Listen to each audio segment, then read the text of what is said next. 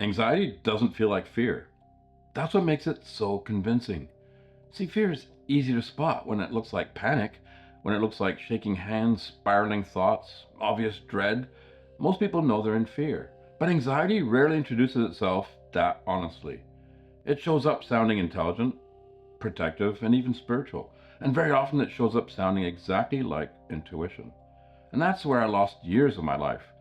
Because once fear learns to use the language of guidance, I didn't experience avoidance as avoidance anymore. I experienced it as wisdom, as discernment, as, yeah, I just know. And once that shifts, I'm no longer arguing with discomfort, I'm obeying it. So let me show you the trap from inside one moment. All right? I'm sitting in the car with the engine off. I'm 5 minutes early and I'm staring at the building I've driven past more times than I can count. And I've never once entered. My phone is face down on the passenger seat, and there's a message thread open on it. One simple meeting, one conversation, one step that on paper is completely reasonable. And yet my body is acting like I'm about to walk into a battlefield. Right? My gut's tightening, and then the chest gets busy and the throat tightens and feels strange, like it's half swallowing, half bracing. And my mind, yeah, faithful as ever, it gets to work immediately. It starts building a case, gathering evidence, predicting outcomes. And it starts trying to save me from movement by turning sensation into conclusion. Then the voice arrives. Don't go. That's not as a question or a passing thought. It's as a verdict. Clean, certain, immediate. And this is where it's so easy to get fooled. Because when a message arrives with intensity, with bodily force, with the feeling of certainty, the mind promotes it instantly. It says, ah, there it is. Guidance, intuition, protection, inner knowing. But intensity is not proof. Urgency is not proof, and neither is certainty. Sometimes all I'm hearing is pressure with a microphone. And if you've ever sat in a car like that, or stared at your phone before making an important call, or even just talked yourself out of an important event while calling it alignment, then you already know what I'm talking about. You know how convincing it is. Because the trap is not simply that anxiety makes you cautious. The trap is that anxiety can make you feel righteous. Right? It was able to make me abandon my next step with the powerful inner sensation that I'm being wise. So I stay in the car. That's the whole focus of this talk. I stay in the car because this one moment contains almost the entire anatomy of false intuition.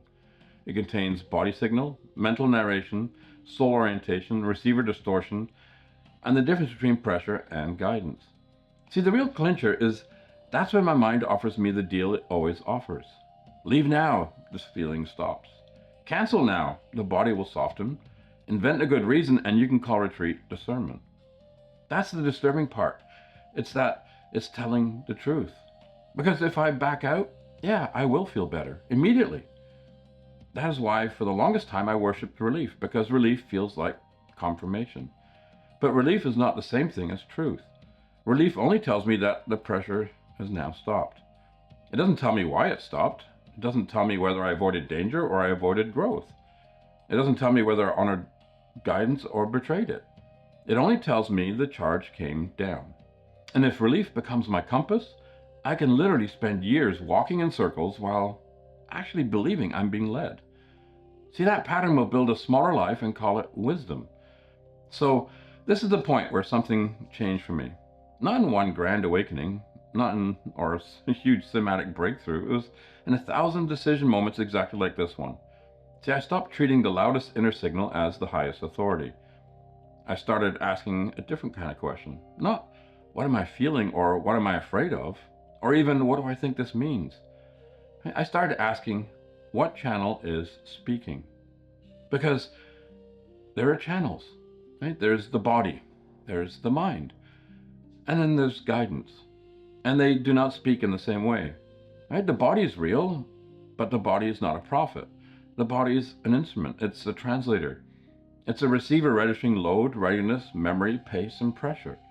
The body tells the truth about the conditions. It doesn't automatically tell the truth about the meaning of it. So if my gut tightens, yeah, that's a signal. If my chest braces, again, that's another signal. If the system contracts, that's real data. but the body's reporting weather, not issuing destiny. The tightening might mean I'm at a true threshold. It might mean an old memory is being activated, or the step demands attention. It might mean the system's overloaded, or I'm about to tell the truth, and some part of me would rather preserve identity than cross into a cleaner life. See, the body tells me load, pressure, and translation strain, and the body does not get the final say on orientation. All right, then there's the mind. And the mind is brilliant under pressure, but it's not innocent. The mind hates open loops. It hates uncertainty, and even more so, it hates standing on a threshold without a known conclusion. So it translates body sensation into narrative as fast as it can. Right? The gut tightens, danger. Chest braces, wrong path. Right? Unknown ahead, yeah, it's a bad outcome, guaranteed. Right? Pressure rises, abort mission, it's abort. Right? The mind would often rather give you a false certainty than leave you standing in the living unknown. And here's where it gets really slippery. The mind can borrow spiritual language. It can call fear discernment. It can call contraction alignment. It can call avoidance wisdom. Right? It can wrap control in sacred vocabulary and present it to you as maturity. And that's why so many sincere people stay stuck. That's why I stayed stuck for the longest time. Not because I lacked depth, because the counterfeit spoke my language. And then there's guidance. And this is where the soul layer has to become real and not decorative. Because guidance is not just a refined thought. It's not a mood or a preference. Guidance is soul orientation pressing through the field into human awareness. It arrives from a deeper order than fear. It doesn't originate in panic or depend on adrenaline. And it definitely doesn't need performance to feel true. The soul already knows the line. The higher self already holds the larger geometry. The field already contains consequences the thinking mind can't map in a linear way. So real intuition is not the body inventing meaning. It's the deeper orientation of the soul making itself legible through the human system. And that's really important to understand because, see, if the receiver is under strain, the signal can be present while the human translation is noisy. Right? My soul's orienting and being fully present, sending a signal. And if my body's noisy and full of static, it's distorting that. Okay, and that's the real issue. The signal is steady, the receiver is loud. So I sit there in the car and I ask the critical question. If this is truly guidance, what does it ask for first? And the answer is never panic. Guidance asks for presence. Because presence doesn't create the signal. Presence clears enough noise for the signal to be recognized. And that's a very different thing. So I slow down, just enough. One breath, a slight drop out of argument, a slight return to the heart, a slight willingness to stop crowning the first loud voice that appears. And then I watch what survives. See, that is the test. Because pressure behaves one way when you slow down, guidance behaves another. Pressure becomes more dramatic, more insistent, more urgent. It needs movement, discharge, reaction. It needs speed because speed hides contamination. But guidance doesn't thrash. Guidance waits. And beneath the noise, I feel it. And it's not as fireworks or as emotional comfort.